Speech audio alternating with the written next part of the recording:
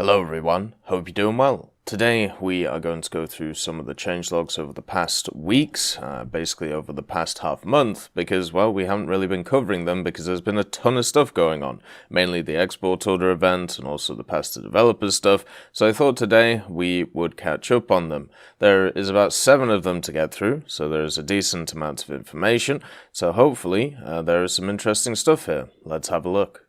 So the first one is update 2.9.0.36, and what they did for this one is they did a warning message when the BR of the squad's players' vehicles differs from the BR of the squad leader's vehicles has been added when queuing. So that's a really good change. It shows that obviously, you know, they're trying to stop people trolling their squad mates by bringing them into higher tier matches.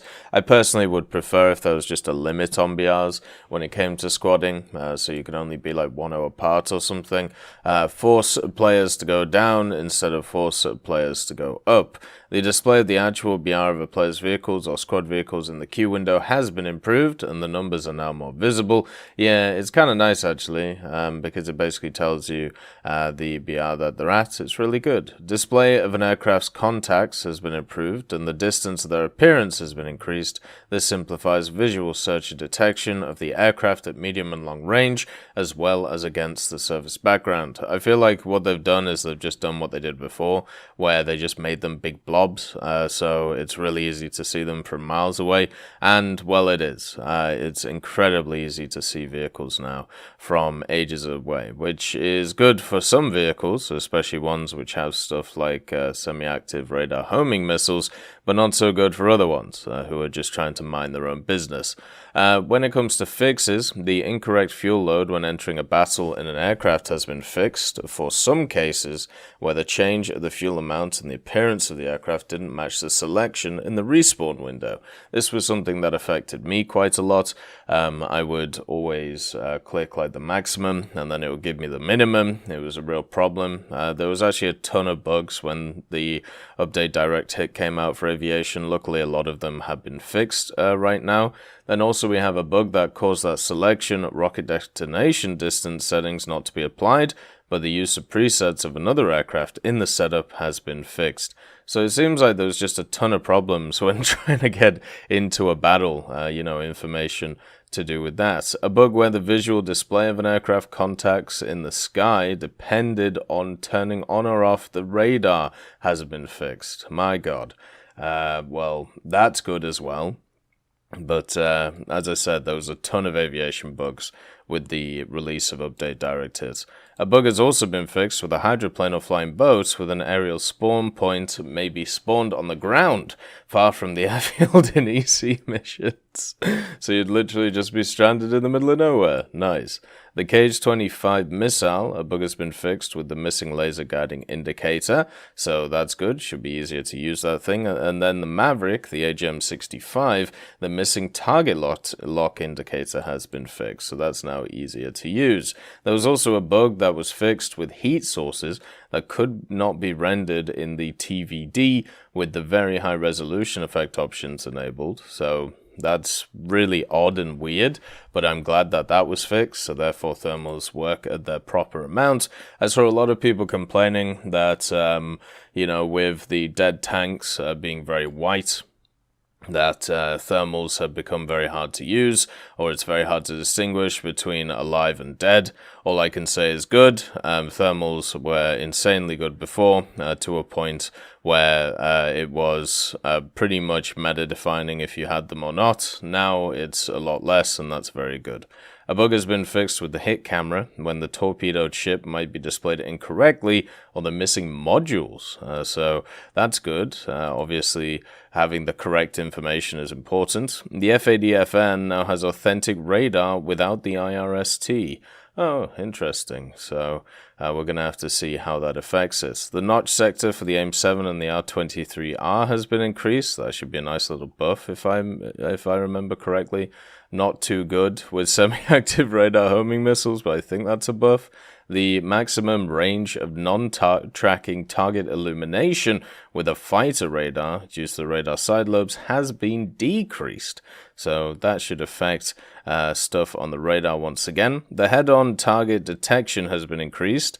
Low-altitude tail-on-target detection has been decreased for the pulse Doppler mode on the F4K and the F4M FGR2 radars. Detection range has been slightly decreased for impulse mode. So a little bit of buffs, a little bit of nerfs, depending on where you're approaching the aircraft from. And then the pulse Doppler mode is chosen by default on the Viggen and also the F4EJ Kai. Yeah, that mode is definitely the best when it comes to the game. And the F4EJ and also the Viggen have benefited massively from it. Update 2.9.0.38 came out, and only with a few slight changes, with a bug fix with the armor analyzation mode, where armor plates of the same thickness would display with different colors has been fixed. I thought that would be kind of cool to see actually, but I'm guessing they wanted all on the same linear look. There was also a bug which would allow aircraft to land successfully in shallow water without breaking their landing gear. That's been fixed. That kind of sucks, but what are you going to do? I suppose it makes sense when it comes to the good old momentum and all of that great stuff. A bug that caused the AIM-9J missile to not lock onto targets in SB mode without activation of the AGM-65's missile camera has been fixed. How does that happen? That is a ridiculous bug. But luckily it was fixed. Oh my god. I'm guessing someone used like the A7D there, or the F4E, and they were just testing it, and it was like, yeah, this ain't working, but let's try the missile camera on the Maverick. Oh god, there goes the AIM-9J. That's absolutely insane that was a bug. They then did a massive update on the 22nd of September. This was update 2.9.0.52, and it had a bunch of improvements and fixes, ground changes, and so on.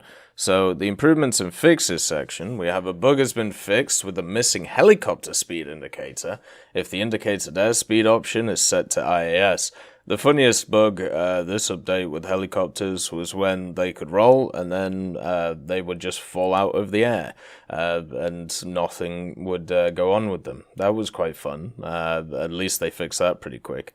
A torpedo reload indicator has been fixed in Naval AB for the vessels with the onboard reloading torpedo launchers. I did actually notice there was an issue with that, so I'm glad that that's been fixed now. A bug has been fixed which in some cases prevented damage to naval targets achievement progress. That was a problem, I think, with the Battle Pass challenge. That was really annoying, I'm not gonna lie.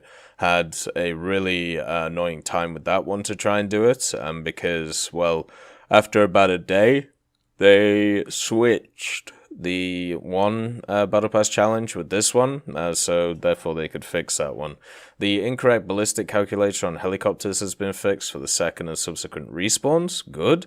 The Saddam 25, the Mistral Saddam, the Gepard, the Marksman, the Type 87, and the PG-09, a bug with the quick reload of the main ammo belt has been fixed, so I'm going to have to test that out.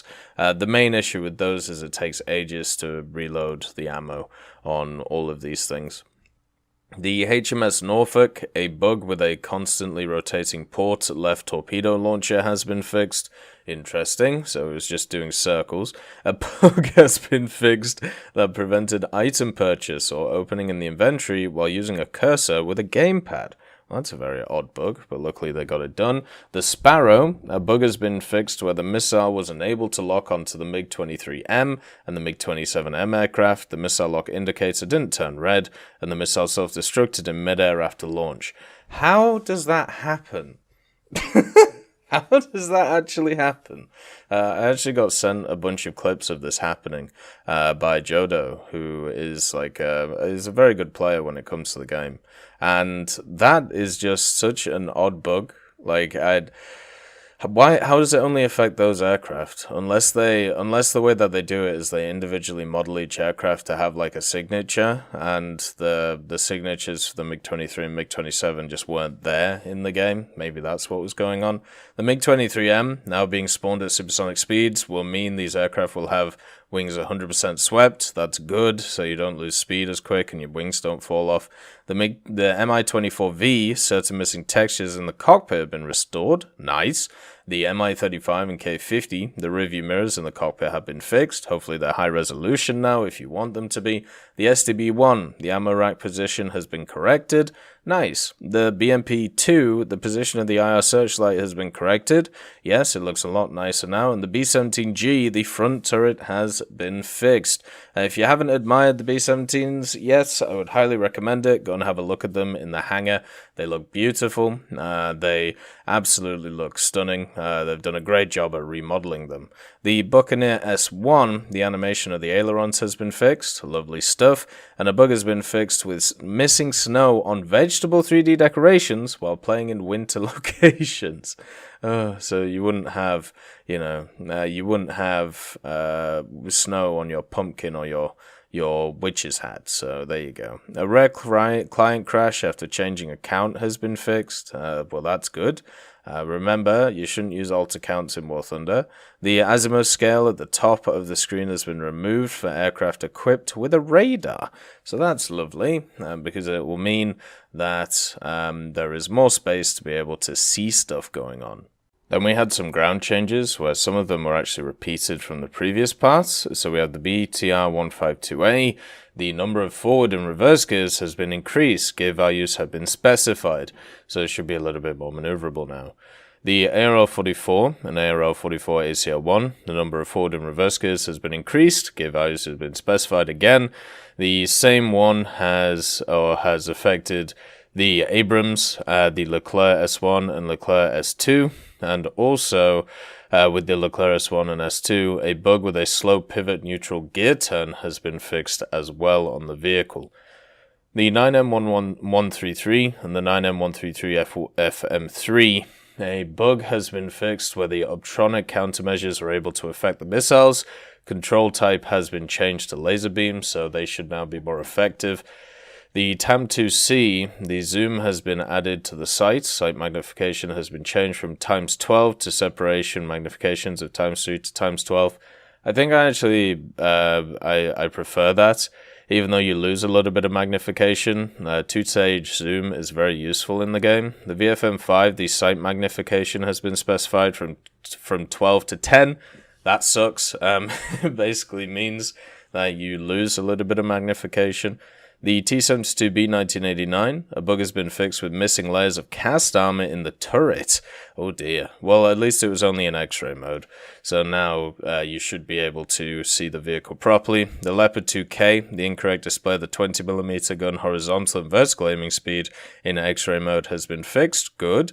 The mouse and the E100, a bug with different aiming speeds on the main and auxiliary guns has been fixed. I suppose they're the same turrets, they should act the same, right? So luckily that works like that now. The IS-7, a bug has been fixed where it was impossible to repair AA and rear machine guns. So once they took out the big gun on the top, no dice, but now that's fixed. The STRV-103s, basically all of them, the duplicate drive controls have been added for the second driver loader. Lovely, so if your commander gets taken out, you can still do it. That's awesome. That's basically the gimmick of that vehicle when it comes to how it can only needs to use one person to be able to move and function, which is pretty cool. The Tunguska, a bug has been fixed that prevented the IR lock and track system to lock on targets over 8,000 meters. Well, that's good, because, I think the range of the top missile on the Tunguska is a little bit more than that, or at least around that, so happy to see that. The 9P157, a bug with infinite radar field repair has been fixed. Well, that's good. The Vickers Mark III, the aiming angles at the sides of the engine compartment has been specified, and a gun will no longer cross the hull elements, so it won't get stuck in the tank, and you'll sort it out properly. The M1A1HC, the aiming angles of the 7.62mm AAMG have been specified.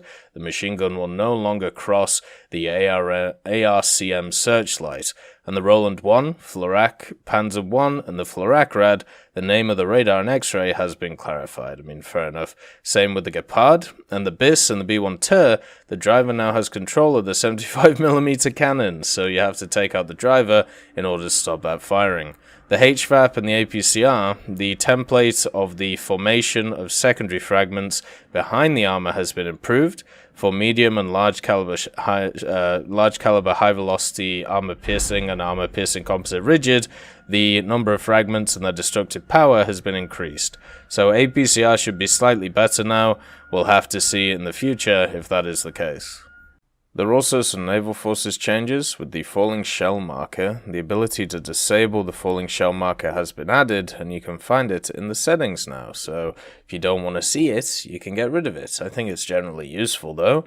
I wouldn't personally get rid of it. Then we have the lead marker on weapon control. The indication of the distance correction of the lead marker has been fixed, so now it indicates more accurately whether you should aim closer or farther relative to the enemy ship. That's pretty useful because it didn't really do that before. And the realistic aiming in AB has been fixed. When switching in the settings menu to realistic aiming in AB, shooting is now identical to shooting in RB. So that's how it should be. I don't know why it wasn't that before. The Poltava as well, the angles for traverse in the aft main caliber turrets have been fixed. And they also changed some aircraft stuff, so the MiG-27M, the opening of some presets of the suspended weaponry without researching the relevant modifications has been fixed. And then the F-8E, the incorrect display of the icons of suspended weaponry from the presets of the AIM-9C missiles has been fixed too. The IL-10, they've added separate bomb drops for the bomb weaponry, so that's going to make it much more useful in ground forces. The A-32A, they've also had incorrect displaying of the icons of suspended weaponry for some presets with the M50 and M61 bombs. The AR-2, or the ER-2 as they put it here, the incorrect display once again of suspended weaponry of 250 and 500 kilo bombs, and the A4E now has its full name on the vehicle card. Isn't that lovely? And all of the F5s, tearing off of the different wing parts where some elements of the aircraft structure and suspended weaponry were left hanging in the air, has also been fixed. And they did a little bit of a sound change. The sounds were still screwed the last time that I played ground forces, and air forces are not too bad. There's still a few issues with not hearing planes. Now when slowing down the game speed, the speed of sound slows accordingly. The frequency or duration of sounds increases or decreases, works for a change of speed from 0.25 to 4. That's actually pretty cool because that's never been a thing in the game, so very happy to see that. Then the next day, on the 23rd, we had a bunch of other changes as well. Starting off with the MiG-27M, they added additional countermeasure blocks, and a preset with the two R13M1s no longer requires research of the R13M modification and is available by default. This combined presets with the R13M1 missile. They still needed to have researched the R13M, so overall you needed to get it anyway with these countermeasures. The A5C, the 750-pound M117 bombs, blocks with Type 130 rockets, additional wing pylons, and combined presets with new weapons have been added to the suspended weaponry, and the presets have been adjusted to reflect the addition of these new pylons. The F5A, the countermeasure blocks, the radar warning receiver, and the related modifications have been added, and the F5C, the RWR was added, and the F5E, a bug which would cause the radar sighting area to shift away from the center, has been fixed. These were all changes once the exporter order event was announced and the F5A was announced, and it basically, said that they were going to be changing a bunch of stuff for the other F5s, and these were the changes, basically making them a hell of a lot more useful. On the 27th, they did a bunch of changes, not just for ground forces, but also for general stuff, which affects quite a decent amount of the game. So the T-72 series of vehicles, a bug where the spring wasn't attached to the machine gun has been fixed, so they just moved it slightly, and the incorrect display of the compass on some vehicles has also been fixed, which is nice. It's always good to know where you're going. And an issue of a freeze with the following crash after a few minutes in battle on the Mac version has been fixed. Hopefully the Mac version is in a good place. Sometimes it definitely isn't.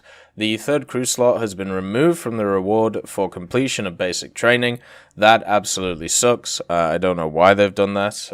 I know it'll just be a small SL cost, but at the same time, I think it was a good incentive to do the basic training and to get through it, so that kind of sucks. The next one, the cost of the talisman modification on reserve vehicles has been increased from 80 to 190 G, so therefore reserve vehicles are going up in price when it comes to their talismaning. I wouldn't talisman reserve vehicles anyway. It seems like a general bad idea, but yeah, it seems a bit odd. The dynamic campaign achievements, free swinging and fun with friends have been removed. Rewards for the previously completed achievements will not be revoked. Interesting. So it looks like maybe they're modifying that stuff. Maybe they're bringing in the PvE stuff. Who knows? I mean, they haven't touched dynamic campaigns in literal years. So it's kind of weird to see them making changes now. More stuff came through on the 29th with update 2.9.0.62, and this was a bunch more changes for different vehicles. So the first one was the Toldi 2A.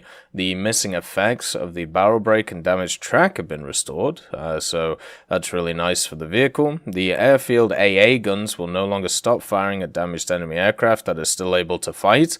That has been a bug in the game since I can even remember. So if that is the case, that will be amazing if that's fixed. One of the things you used to do back in the day was snap your wing off in like a Saber or even a Javelin and become what would be classed as a ghost plane, because you would be dead and then you would just buzz the airfield, because what would happen is the AA wouldn't shoot at you and you could just strafe ground targets and have relatively good control with the vehicle. So that's really awesome. Thank God they fixed that. That's been a long-term issue in the game.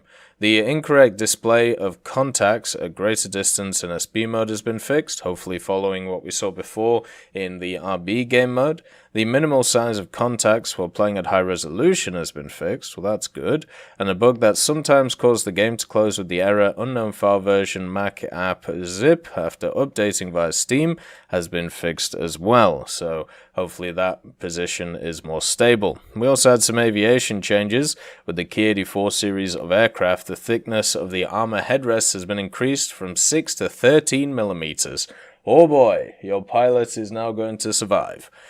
Kind of, not really. The Saab A32A, that's now got separate bomb drops for 120 and 250 kilo bombs. That's pretty cool. The H8K2 and the H8K3, a bug has been fixed where the upper turret was able to fire through the fuselage. That could have been a bit of a problem, chewing up your own fuselage. The IL-10 series of vehicles, the firing angles of the turret has been corrected, and the ammo capacity of the UBT and B-20 machine guns have been corrected from 300 to 150 rounds. That kind of sucks, because those were very effective. They're still going to be very effective, but at the same time it's just going to be a bit more annoying because you run out of ammo quicker. They also added separate launch for the 82 and 132mm rockets though, so that's pretty good. And the SU series of vehicles, the firing angles on the turrets have been once again corrected. For naval, they changed a few things with the USS Omaha, Raleigh, and Detroit. The traverse angles on the casement main caliber guns have been increased, so that means that they'll be able to move around more. Obviously, on that series of vehicles, the 5.0 cruisers from naval, well, they got a bunch of BR changes actually, so they might be different now. The Yubari, the year of modernization has been changed to 44, so now there won't be any comments about is it in its right refit or not. The Kern F220 and the Lubeck F224, a bug with absent overheating in the 100mm guns has been fixed, which is really awesome to see. And also the HMS Norfolk, the aiming angles of the first and third main caliber turrets have been changed. And then we had a update today on the 30th of September, and basically the battle rating changes, which we talked about over the last little bit, have now been implemented in the game.